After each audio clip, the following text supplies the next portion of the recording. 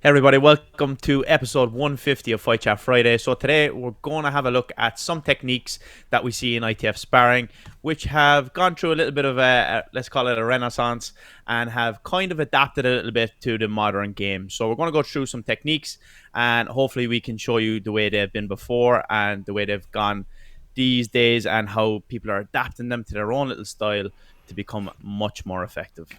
Yeah, and I think absolutely the most important thing in all of that is, why was it effective then and why is it effective now? What's changed, and maybe is there a case to be made for bringing it back as was? Is there a resurgence of the old school, and is there a reason why we might look at the lessons from the past and bring them back into the current game? So yeah, do you want to start with that axe kick?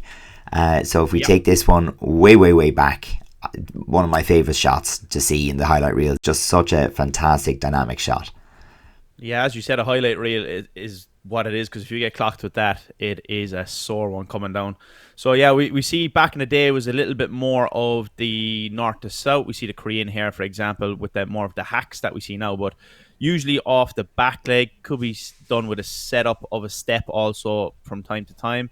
But generally we see it coming right down from north to south down, and if that one hits you on the head, you're going to feel it. But the reason for that, I think, as well, is because the stances were a little different here.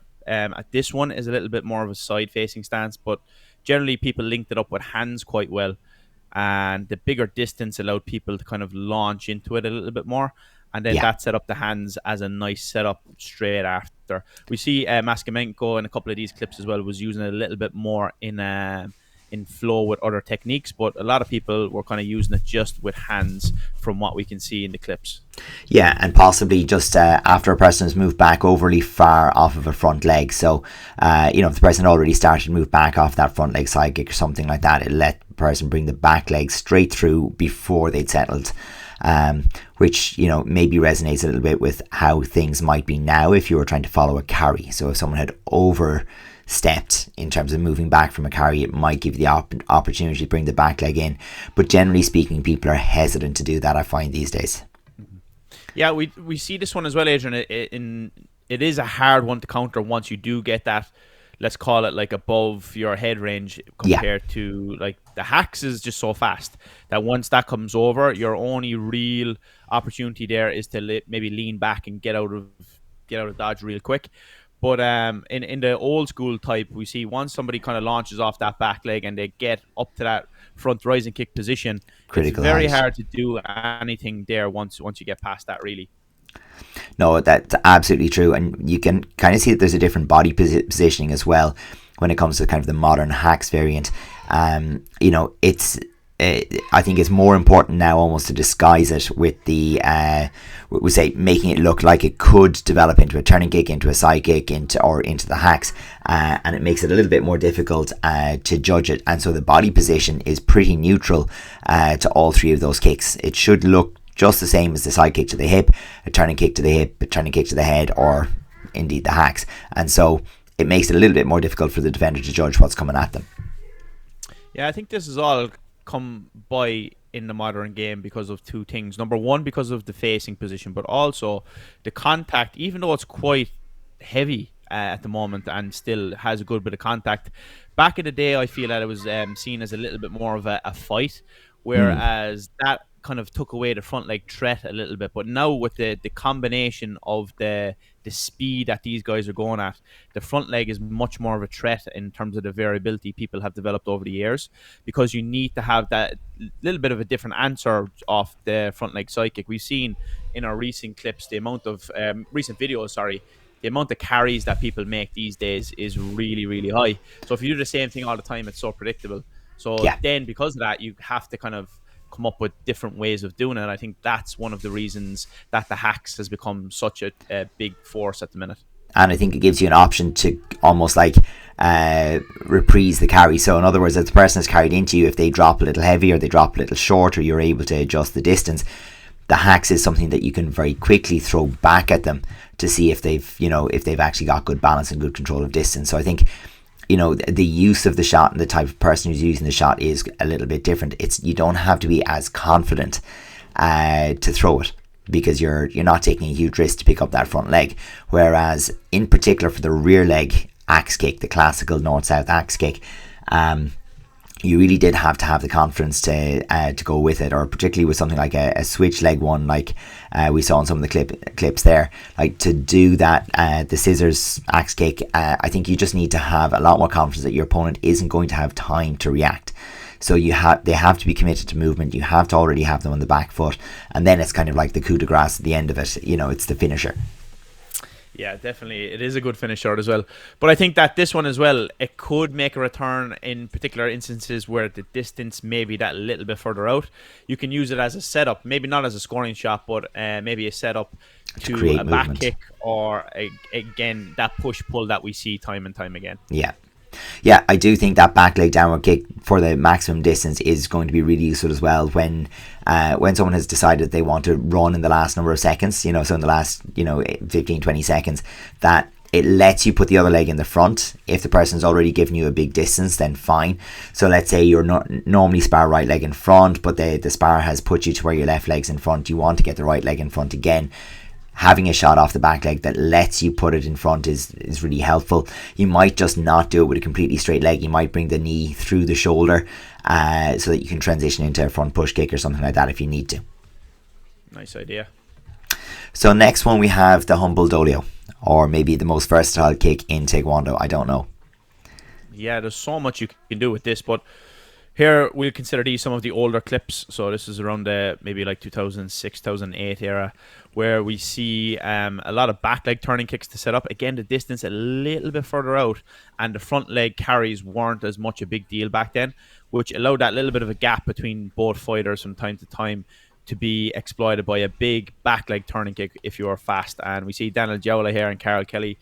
Two of these guys loved this shot, and it was a shot like the axe we just spoke about to set up hands from time to time. Yeah. In this clip here, you see a good example of that. And of course, a lovely transition for back kicks as well. As I set it up, there's a natural turning position, hence the name turning kick, which does help with a back kick transition pretty quick as well. Yeah, and if you did have that preference around hands, if you did want to go and do a lot of your work with hands, and like as both of these guys enjoyed, but certainly with Daniel more notably, like that entry and exit shot. So the turning kick was the connector. So allowed him to get into the hands and then make that exit with another turning kick or a back kick. And it's still offering the turning kick itself. It lets it look like the chin is there and the plate to be taken off, and of course it is, but you have to be in the right timing. And but he would use that to almost draw people into the retreat turning kick or the back kick. And you can see where it's very different from what we're expecting. In terms of the stance, the facing, the distances. It's a slightly different era, and I think this shot, just like that, it has its moments now. But you can see where that initiation with a back leg turning kick is going to be something we don't see very often anymore. Yeah, we usually see it on the counter side, don't we? Maybe coming off a side kick or something like that. But as well, we see it more so in the interplay. So like here from Dimitri, he's getting the hands and then he's finding a lovely position. I think that's very impressive. The smaller guys tend to do this really well. They're able to find them turning kicks like so fast. They set their feet, get their balance so quick after hands. Sometimes the bigger guys in the heavier division struggle with this, but the smaller guys are a joy to watch with this, especially as of late. But I think as well, these days people are so sharp off the front hand, everybody that competes at the international level, that you can't really get away with coming off the back leg like you could back then. Not as easily, so for sure. Yeah, it has to be the surprise. It's the once or twice in a match rather than it being the shot that you rely on. Yeah, exactly. So we usually see the body one as the attacking shot. We see the blind side over the shoulder one as well, and the attack in front. So they're the ones that we see in the modern game, and that's usually just because of the stance switches. So we do notice that the more people get to the higher level, there's more people leading off the left leg here, for example.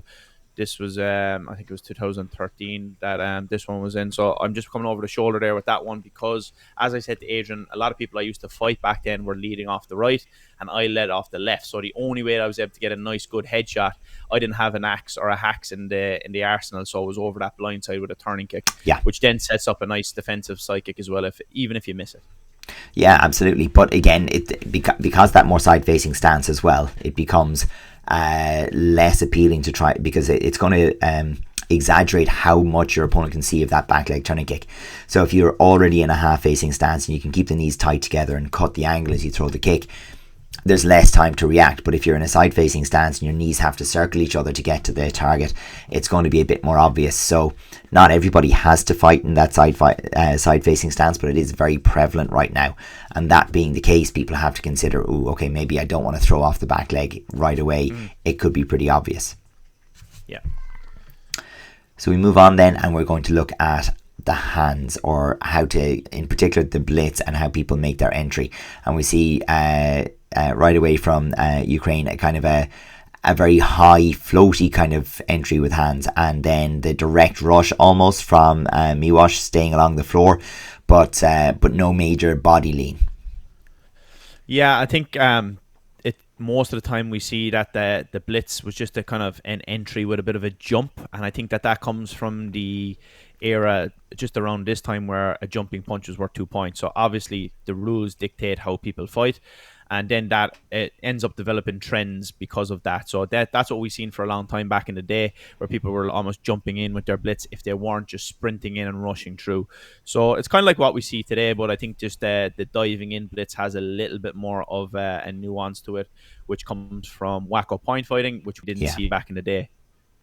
Yeah, absolutely. You're going to see that little bit more adjustment of the footwork, and you're definitely going to see the lean. And I think the biggest thing is that body position and exposure on the lean as you get in. That's quite different from what we would have seen before.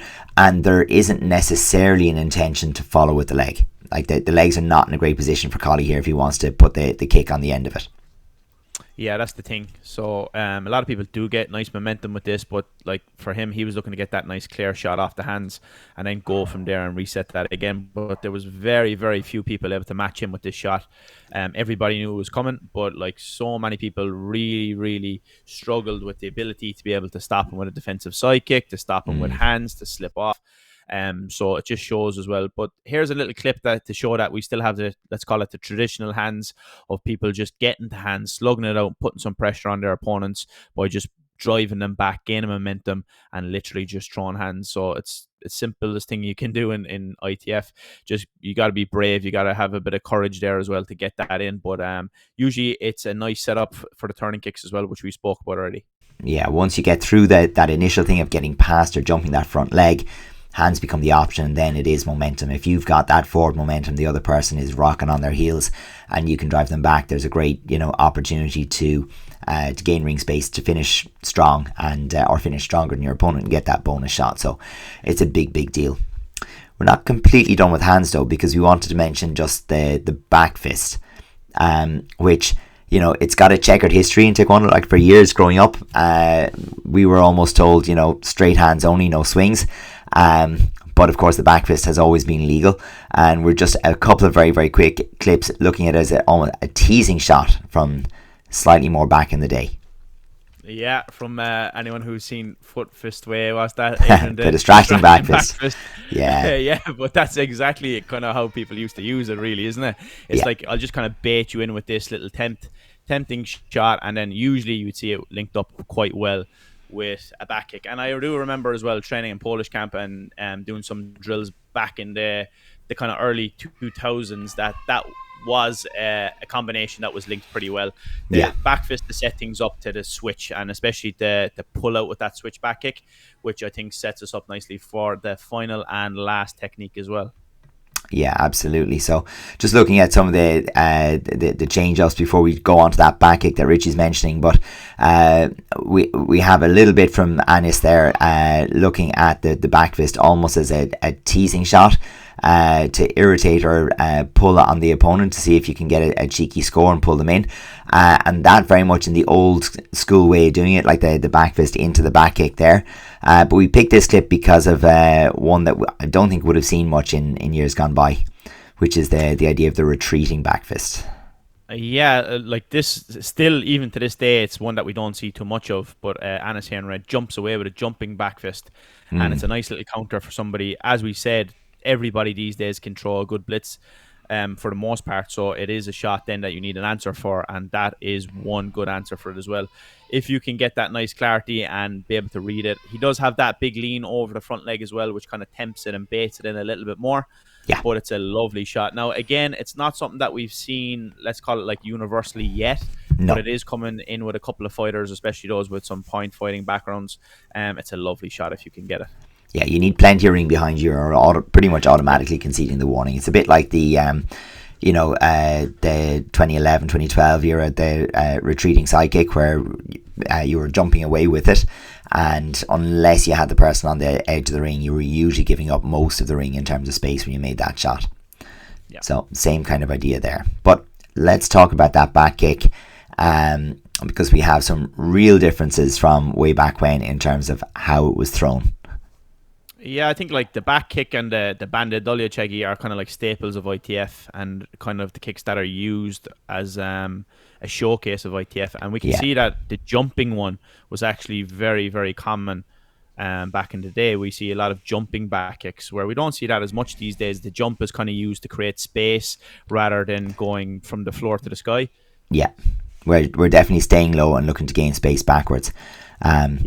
But, and it's quite an interesting one, even like Maximenko there, which is going to be the like mid 2000s, and that's very much on an attacking shot. So looking at it from the back, or from the downward kick, or from a step through, and then just continue into the opponent. So using that to gain a little bit of leverage to go to hands. So you either avoid the back kick or you suck it up, and then the hands are coming. So that's a very, very interesting one. And I wonder, what the potential for that shot is still, Yeah, we see some great ones there as well, don't we? With I think that these days it's just kind of used as a stopping shot off hands, where we see it for the most part.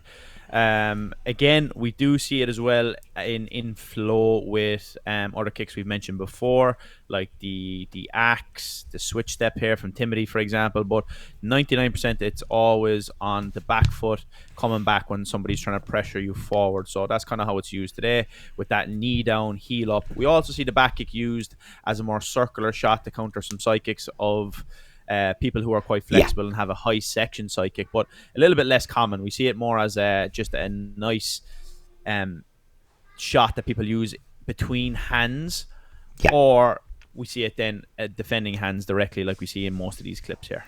Yeah, and it's kind of been stripped down for efficiency, if you like. So the knees stay very close together, the jump stays low to the ground, the heel gets as close to the backside as possible, so that it's effective more often. It stays on that very straight line. It stays very close to your own body. The knees are down. It's as direct as possible. It's not a jump spinning shot anymore. It's really a low direct shot with a switch. And, it does change the nature of the shot. But we did say we'd talk about why some things worked, and, maybe we can learn from, how to put those shots back in or find ways to do them. And we've already said, the rush to hands is still there. It's never left on the female side of the game in particular, and it's still there with the guys, where if someone just drops a little bit short, there's no need for a blitz. It's just going to be a rush through with hands. But that back leg downward kick, I think, is still something special. And if you can create the movement and momentum that and you have the confidence to go to the ceiling with your foot, it's very difficult to take a counter. You have to have your feet set, and you have to be ready to spin, or have a very good distance to make the counter on it. Otherwise, you're always at risk. Yeah, at the very least, it sets you up for something then. So maybe you don't think of it as a single shot, but think of it in doubles and triples. What comes next? If you do miss it and your opponent retreats, maybe you can take some space and go again. Of course, that would be very helpful if you were able to come off that back leg and then use that same leg again in your attacking side kicks, which most people tend not to be able to do these days because they have a set stance, at least as comfortable as they would like to do. But then on the flip side of that, if you do launch in with that and somebody bites on it, the little bit of space between you, and think it's an opportunity for them to come in, there are some lovely counters available there as well, in particular the back kick. Yeah, it really does carry you forwards and back. And for me, that the full turn kind of back side kick, risky shot. But if in much the same vein as that axe kick, if you've already pressured your opponent, they're already moving backwards, and you're accurate, potentially it creates that and opens up that space and gets you back into hands, because like with any of our spinning kicks, you haven't got much by way of scoring area exposed as you throw the shot. It's just that if you jump high, it takes a long time and there's plenty of time for your opponent to do something. But if it's a low shot, if it's taken with a direct spin, potentially it still has some use, I think.